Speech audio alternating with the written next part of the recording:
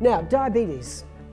Diabetes. We don't have any good data on trends in diabetes, but we do know that we have a hell of a lot of diabetes.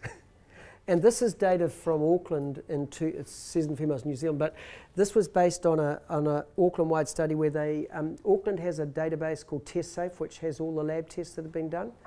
And because New Zealand pretty much screens, we have screening for diabetes, vast majority of people have had a blood test, and this was based on a blood test. So, and what you see is a couple of things, is that diabetes increases rapidly with age. So this is age.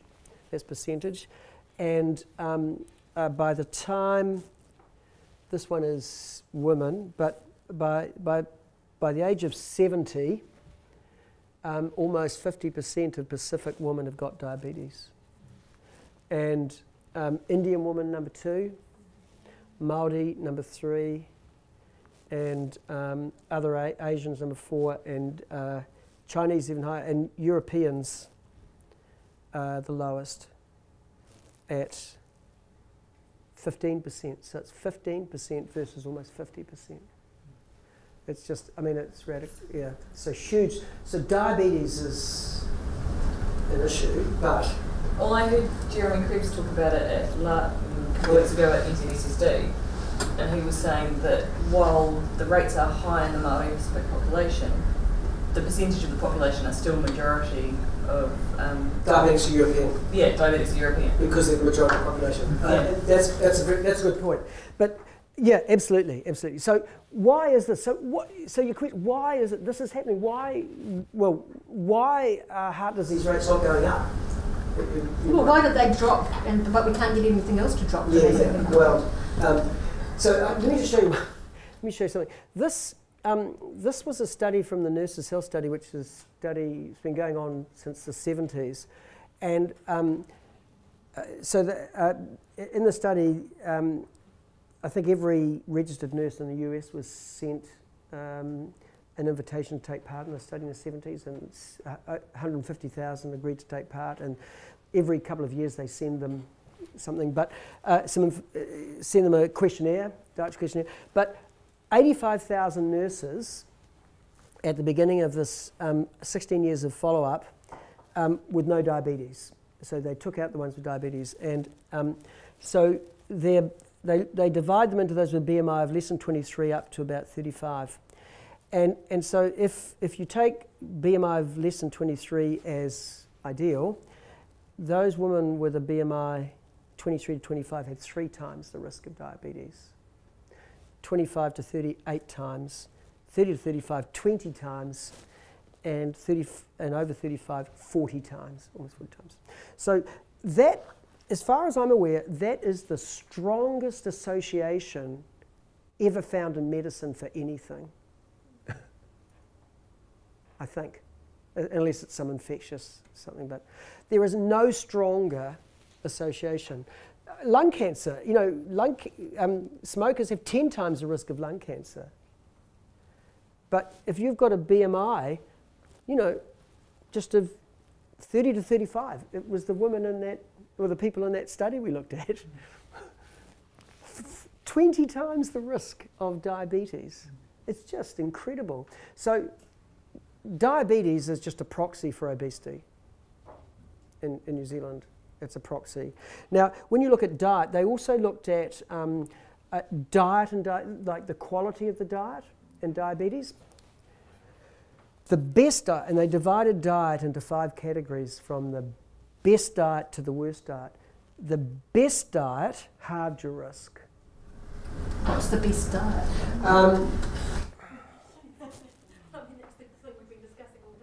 So the best diet, yes, but I think the point is that the best diet, so the diet score was based on intake of trans fats. They basically, they looked at a whole lot of things, but what they were able to do is that they do these food frequency questionnaires every 2 years on these nurses forever. And so what they did is they looked at the food and looked at the data, empirically worked out what was the best diet and what was like which diet gave you the lowest risk. But I guess the point of saying the best diet was one that was it was what you would think. It was high in vegetables, whole foods, low in refined carbohydrates and saturated fat. All of the things. There's nothing magic.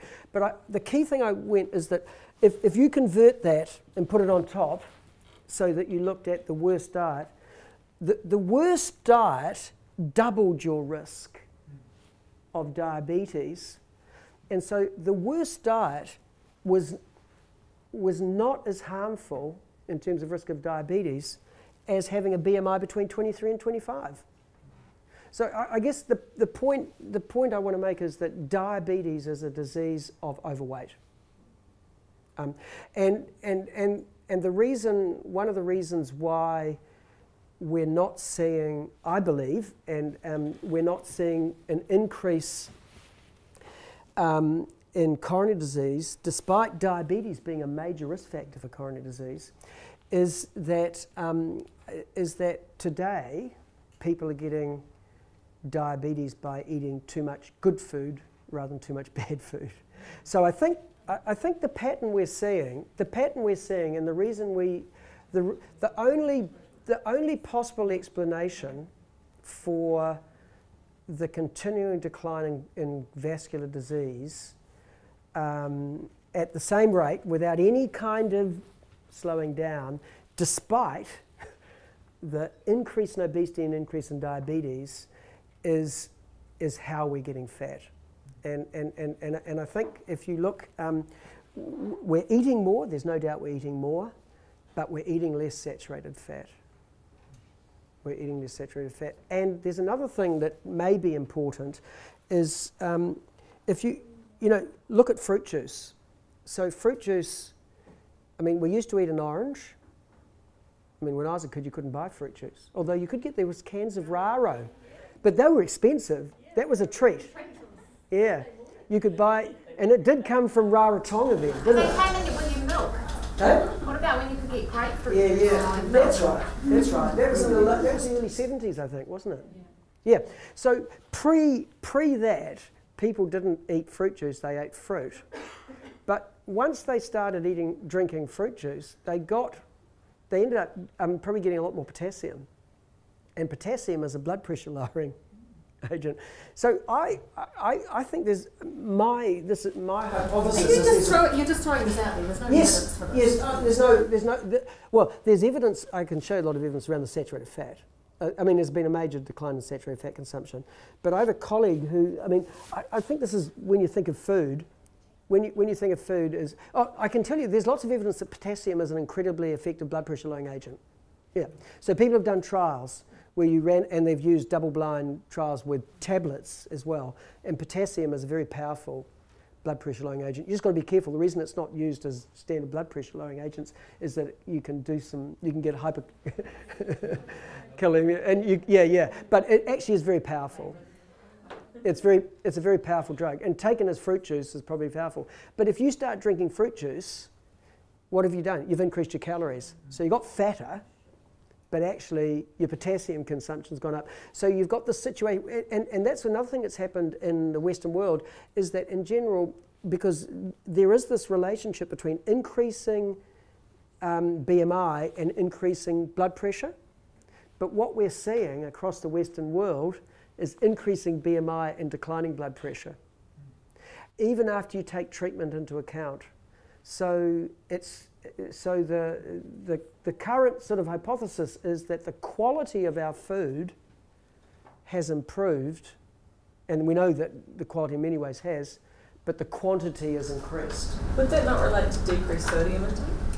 And there's decreased sodium intake as well. So we think it's probably both. I was just giving you a hypothesis how you could get fatter and yet possibly have improvement in your health, because if there's something good in what you're eating, and it's like McDonald's. McDonald's used to fry their fries in beef fat, and then they changed to canola, so you still have the same number of calories, but you don't have the saturated fat.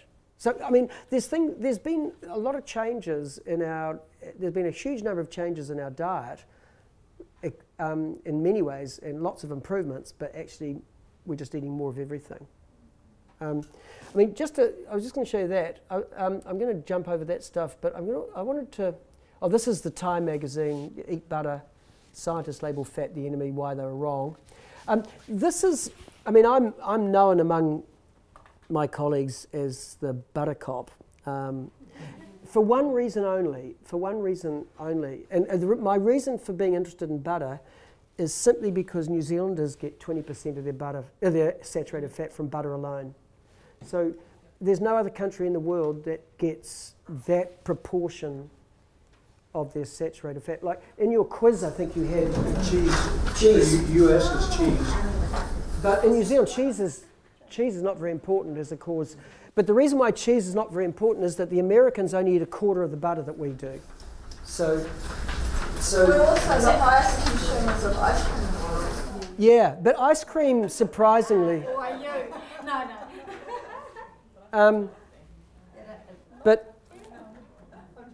But what's you can take the fat out of the beef, you can take it out of the sheep, you can take it out of the meat.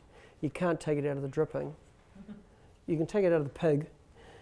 You can, and see they have very little. But my only interest in butter is simply that it's a bit like soft drinks. To me, butter is the equivalent. Butter is to saturated fat what sugar sweetened soft drinks is to sugar. It's an easy hit. And you were saying, why can't we do it with obesity? The trouble with obesity is that everything makes us fat. If you eat a lot of it, I mean, within reason, is that, I mean, there's 100 if you just eat more calories with all the caveats about satiation and all that, which I totally acknowledge, is that obesity is a much harder nut to crack because food is everywhere and you can't say stop eating food, but you can. It was quite a culture though, wasn't it? New Zealanders had, a meat for breakfast, lunch and dinner and all that sort of stuff. So it was a dramatic change. So in terms of the change, this is the reigning hypothesis. This is what most people believe is that a diet high in saturated fat increases LDL cholesterol and increases coronary heart disease risk. The bit that's not really, actually, there's no one really contending that a diet high in saturated fat increases your LDL. I mean, no one's really, and there's no one really, actually, as far as I know, contending that increase in LDL increases risk of coronary disease. It's whether this seems to be, and all those trials all those studies we were talking about, the studies before, they actually relating a diet, because what some people say is, it's all very well that causes that and that causes that, but what you need to show us is that causes that. That's what they say. And I'm saying that the studies that go from there to there are crap, and you can't do them, and so you need to. But let me just show you. So this is, if you take people's blood cholesterol, if you measure their blood lipids, there's a very strong relationship between increasing blood lipids and heart disease. And this is 1 million people followed for 10 years. This is the world's biggest study. So it's not controversial. People with higher, and this is non-HDL cholesterol, so people with high LDL cholesterol have more heart disease. It's completely uncontestable. There's no argument. 1 million people, 10 years. What age should you start screening for cholesterol? What age do you think? In New Zealand we do 35 for Māori males. 45. 45 earlier than that? No, whatever we're doing is working. Yeah. So we know that if you have a higher LDL, you've got more heart disease. The other thing we know is from statin trials, and I just use a statin, we know that if you lower LDL, you lower coronary disease. Hundreds of trials. We know, and we also know it doesn't matter how you lower LDL, whether you lower it by diet, if you lower it by diet or drugs, it all looks like as you lower LDL, you lower risk. Everything fits. I'm going on this quite quickly, but I think it's actually, the evidence is absolutely overwhelming that an increase in LDL is related to an increase in coronary disease, and a decrease in LDL reduces coronary disease. I mean, you can find a study that doesn't show that, but it's overwhelming, and there's almost no evidence, better evidence of anything in the world. So that's actually pretty not controversial. So, but here's now the other part of it.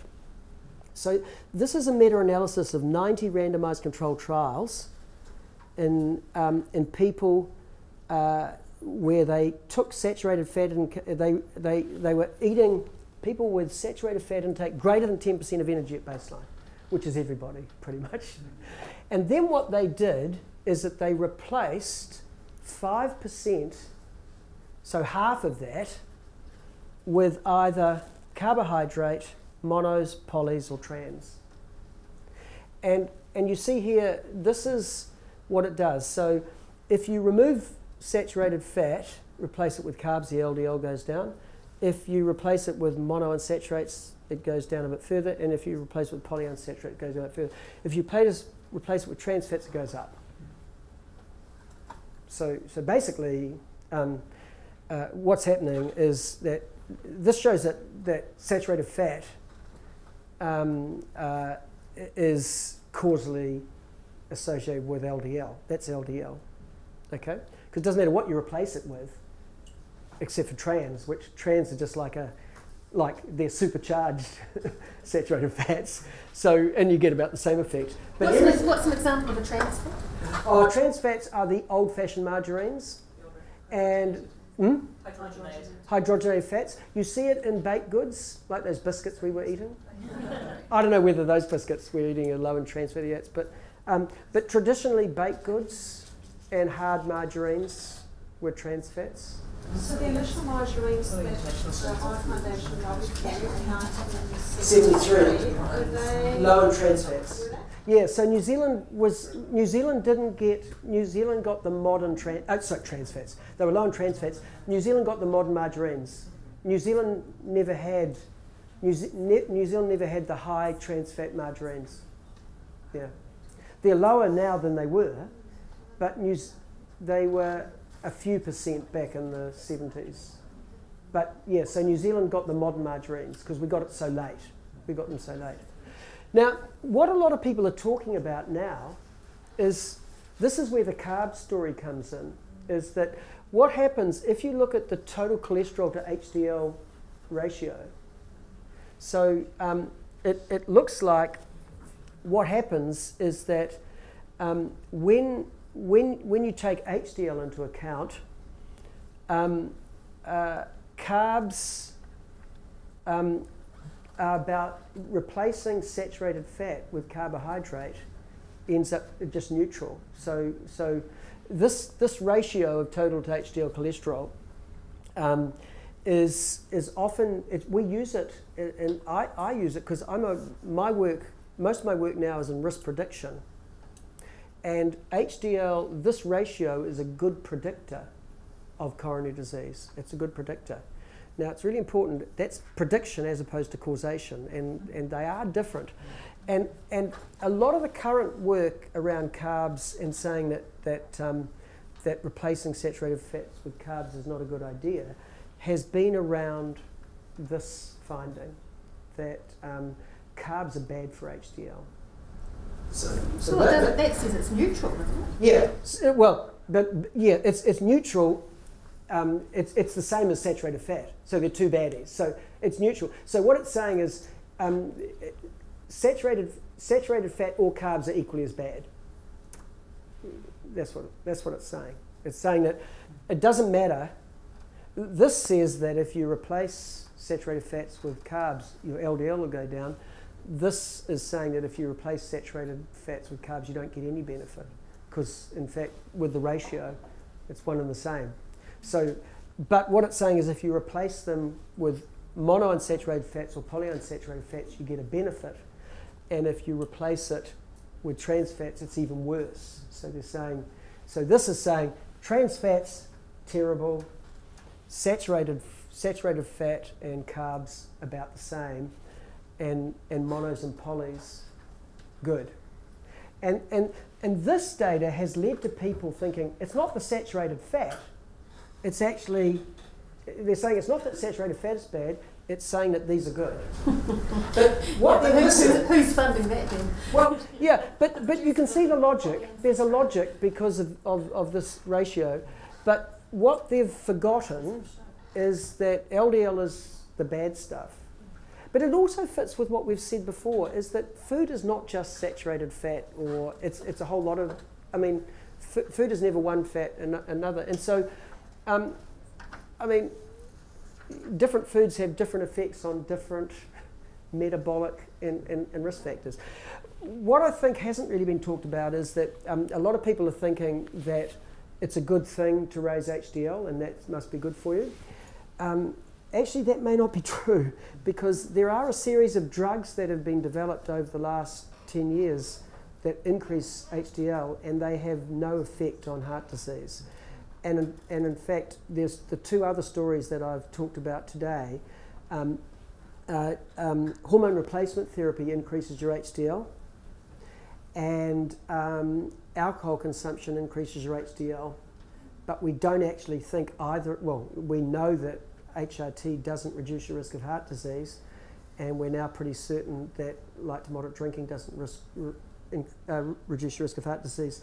So I'm just beginning to think, and I've started writing about it, is I think there's been a whole lot of misunderstanding of the HDL story. HDL is a predictor, not a cause. I think the Blood Foundation talks about things that increase things. Yeah, they do. Yeah. So that's one of these modern things that people are going to probably have to change. Yeah. So I think that's something that is, you're one of the early audiences to hear about this. Yeah. But one of the things they talk about with HDL is exercise increases it. So we do that wrong and not. We know exercise is good and other things. Exercise is great for other. Yeah. Did you have? I was just wondering, like, what about the newer studies that are coming out that aren't just measuring like LDL? They're looking at more particle stuff. Yeah. And like what saturated fat's doing to. Yes, they have. But of course, what happens is that, and I know about these studies, but of course, when you look at the studies that show the strong relationship, that's all of the particles. So the data showing, there's two things. The two things that go against that is that these data show that it's not just the small particle LDL. These studies show a strong relationship, doesn't matter which particle of the LDL, and also statins lower everything. So that it's an example of someone looking for some subset. It doesn't seem to hold up. But it is talked about. Yeah. How do you counteract something like that Time magazine article? You know. I know it's hard. Because a lot of people believe that. No, it's hard. We can only counter it by the evidence. Yeah. Well, I had a woman know that she read the article, and she didn't go back to butter, but she went to coconut work. Yeah. And so it was the only change she made, according to her. We can question that, but anyway. Took lots of coconut oil. HDL went, not HDL, LDL went. Yeah, rocketed up. Said to her, shall we do an experiment? Shall we lower it again for the next 3 months and see what happens? And she swapped it for a mono and poly, and it went back down. She went, might stick with that. She was convinced. Yeah, because she did the experiment herself. That's good. So I guess, I mean, there are all these different things, but I think the evidence is pretty overwhelming that each part's increased saturated fat increases LDL, decreasing saturated fat decreases LDL, increasing higher blood LDL is associated with a higher CHD. If you reduce blood LDL, you reduce CHD. But those bits, but it's this bit. And like I said, the argument, the current controversy has been about like the randomized trials and its cohort studies that are controversial, that show plus and minus. And like I said, I think that in a way is a red herring, because I think that, I don't think they're helpful. And because they're unhelpful, I think you need to look at those studies, and you need to look at like the national data, like I showed you. And you need to try to fit it together. And if people find it messy, that here I am, I'm telling you, like, look at the trends in coronary disease, and look, they happened 10 years earlier in New Zealand and Australia than the UK, so it doesn't make sense that it's a medical care. So I'm using, and it's not hard science, but what I'm trying to do is put together the whole picture. when I think the key thing is that in nutrition science, there's no one bit that's good enough by itself. So you have to put the totality together. And I mean, I keep coming back to these books, but if you read these books by this Nina Teachoff and Gary Torbs, and actually what some of the extreme people, because I've said it, I think we shouldn't. Sugar's bad. Don't get me wrong, but if you believed some of these extreme people, we should be dropping like flies.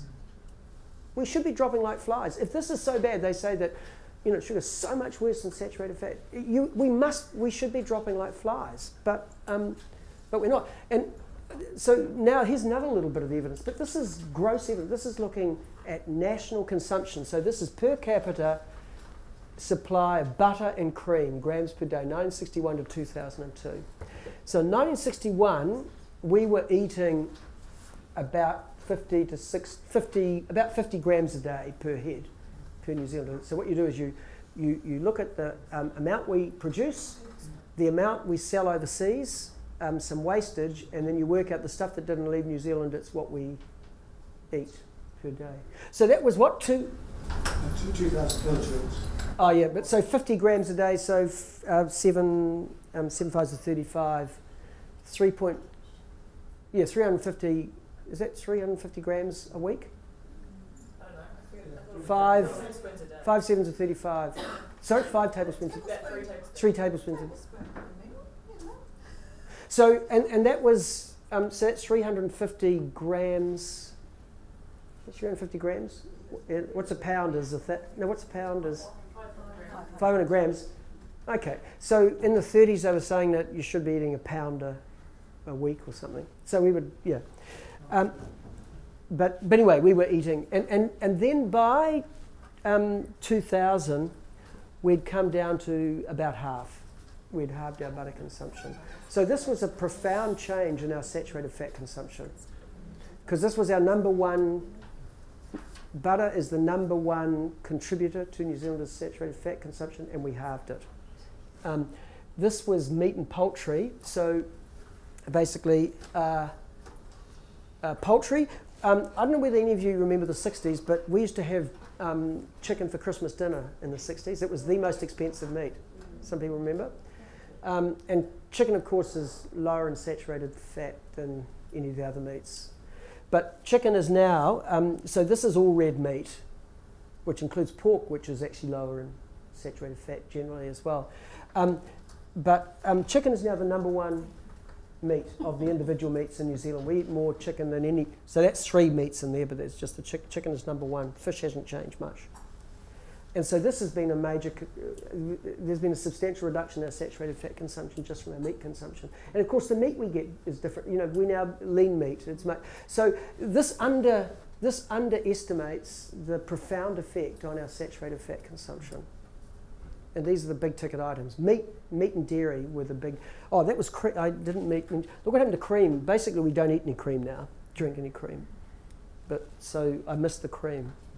That's gone pretty much. There's a little bit, but there's. Now that's showing there with the butter? Yeah, I don't know. It's got. I've been looking at the data since, and it's flattened off. And this is a bit of a worry. So I think in the last 10 years, it's been fairly flat. I actually think statins have been quite important in the last 10 years. Because statins have gone up a lot in the last 10 years. That's poultry. Oh, this is interesting. Total fat. Total fat supply hasn't changed. Total fat hasn't changed much. Maybe. But, oh, there's statins. 2000, yeah. Statins really, it's a 21st century phenomenon. Just to. You know, these are all bits of the picture.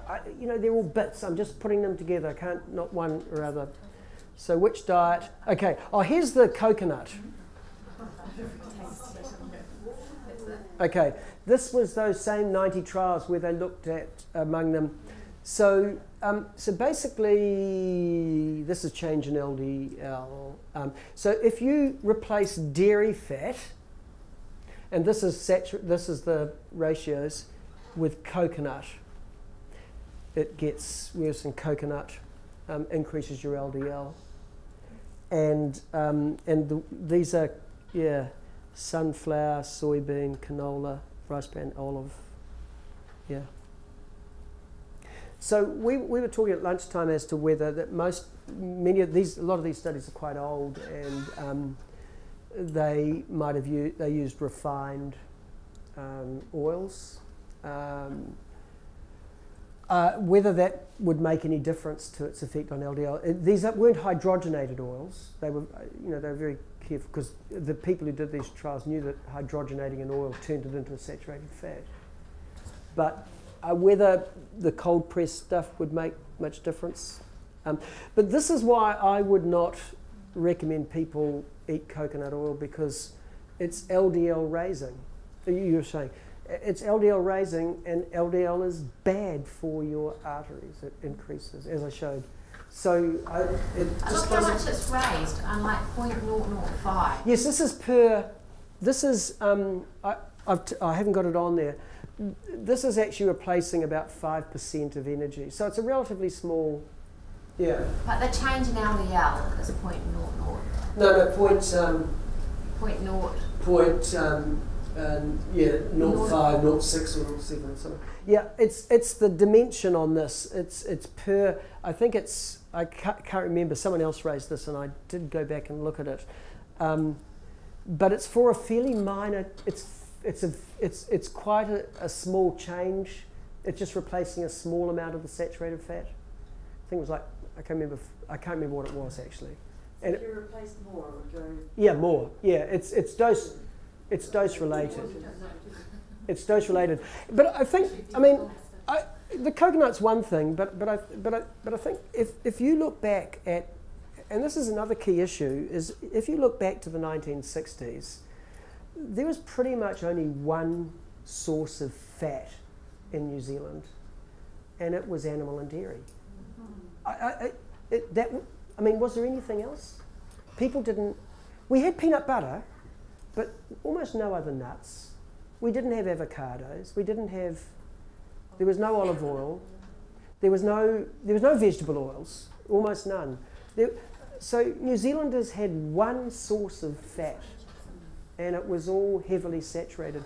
And so I guess that was the other thing I was going to say, is that when you see studies today, a study done today, we're starting at a much better level. So actually, if you looked at those 148 mainly women from Louisiana, it looked like, aside from eating too many calories, which they're probably underreporting, but whatever, what they were eating was kind of, and they were too many carbohydrates, but they were probably eating quite good fats. They were eating, I think they were less than 10% saturated fat. Their lipid, everything was pretty good, and I think we tend to forget. I think we tend to forget what it was like back then. At the peak of the epidemic, there was no olive oil, there was no rice bran, there was no canola, there was none of these things. They weren't there, and there was no chicken, and so it's a profound change. Yeah, so I'm going to wind up. So now this is something that I find New Zealanders eat 3 times as much butter as Australians. I don't know why that is. It's the same now. I don't know what it is. Price. And if you want to be cheeky, this is supposition, but about there's Australia's coronary heart disease death rates in 2011, and there's New Zealand. And if you do the calculations and the effect of butter on LDL, it could explain half the difference between New Zealand and Australia. That's a calculation that's taken out of context. But what you do see, I kind of showed this slide mainly because even though New Zealand is doing really well now compared, 90% decline, we started at a very high level. So we're still one of the worst countries. Finland's worse than us, but if you look at the company we keep, Finland, Czechoslovakia, Estonia, Hungary and Slovakia with our coronary rates. So yeah, we're still big relatively big saturated fat consumers, even though we've come down a lot. And I haven't talked about smoking and some of the other factors because we don't stand out with those things. New Zealand has never stood out with any of the other coronary risk factors. We're kind of run of the mill. We're kind of the thing where we've always stuck out with those other countries I told you is in particularly like Finland and previously Australia and Canada and the US. See, look at Australia and Canada and the US. I mean, they're as fat as us, but they've made more radical changes in their saturated fat consumption. And in fact, America led the world in reducing saturated fat. And the reason they did, I believe, is because the food manufacturers said, oh wow, I can take the saturated fat and sell this food for more by saying it's low saturated fat. Yeah. So the one final point I want to make is in the 1960s, 50s and 60s, Ansel Keys and a whole lot of it wasn't just Ansel Keys, did a whole lot of studies, not just the 7 countries study, but he did a whole lot of studies that demonstrated, they believed, that saturated fat was a major cause of coronary disease. Their message was eat less saturated fat and actually replace it with poly and monounsaturated fats. In fact, it's said that Ansel Keys introduced olive oil to the United States because he lived half his time. He loved Italy. He pushed the Mediterranean diet. So in the 60s and 70s, the big push was eat less saturated fat and replace it with polys. And in fact, New Zealand, you can see that happened with. Look at vegetable oils. Okay, this is vegetable oils went from none in 1961 to whatever 20 grams per day in 2000. So we went from 0 to that. So he was saying reduce saturated fat and replace it with this. This is what Ansel Keys was saying.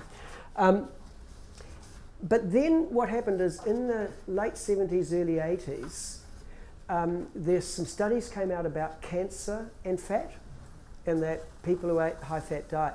And so what happened is that the eat less saturated fat message got changed to eat less fat.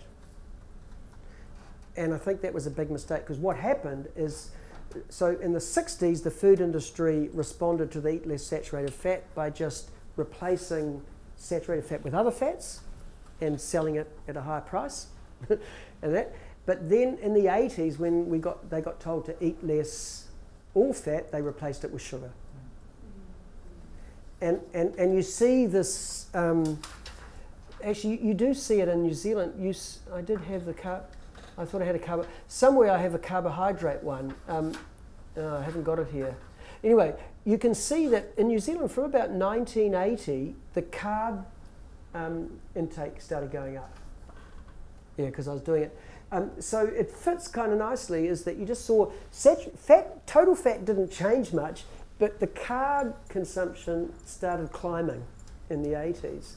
And I think that was the big mistake, to combine a message about eating less saturated fat and make it eating less fat. Because that trial we looked at, and as I said, the meta-analyses all suggest that that's not a good way to reduce your diet. So in the 60s, we were lean and mean, but dropping like flies. And now we're fat and living forever. Not quite forever. And I think it's just that, we're just eating too much of better food. Better food is I think, what's happening. And our biggest challenge is how do we deal with obesity? And I think the answer is to do a number of things. We've talked about taxing sugar, sweet and soft drinks, but I think one of the other things we really need to do is we need to be talking about good fats and bad fats and good carbs and bad carbs. And I think, and to separate them out. Not too far, and yeah, yes, and that's true. So I think that as a scientific community, we need to be thinking good fats and bad fats, and we need to be thinking, whole food. Yeah, I mean, that's a pretty good message. Yeah, but eating whole foods also means not using those vitamizers that allow you to eat 6. What are they called? Nutribrands. The juicer. But so I think there are. It's become huge, and people think, but I'm getting all the fibre, so it's great. But you can still eat a hell of a lot more fruit, can't you? Huh? That's not a whole food, though. No, it's not a whole food. It's not a whole food. Yeah. So.